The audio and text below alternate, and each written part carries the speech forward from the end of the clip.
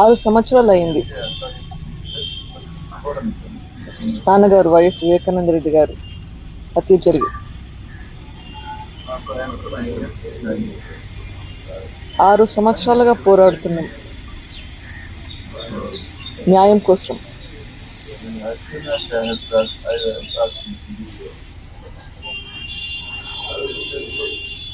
ఈ 6 సంవత్సరాల్లో ఎంత పోరాడినామో అందరూ చూస్తున్నారు. ఈరోజు చూస్తే పరిస్థితి ఒక్కరు తప్ప వీళ్ళు అందరూ బయట లక్షణంగా బ్రతుకుతున్నారు. అక్యూస్ అందరూ బయట ఉన్నారు. ఇన్వెస్టిగేషన్ ఆగిపోయింది. ట్రయల్ మొదలు పెట్టట్లేదు. న్యాయం వస్తుందా?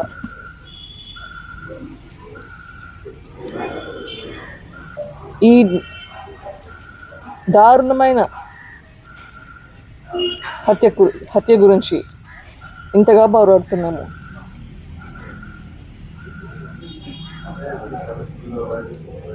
వైఎస్ వివేకానంద రెడ్డి గారికి ఇంత అన్యాయం జరిగితే న్యాయం జరగలేదు. మరి ఇంకొకరికి ఎలా న్యాయం జరుగుతుందని అనుకుంటాము? లేదు, ఖచ్చితంగా కంటిన్యూ చేస్తాం. ఈ ప్రాసెస్లో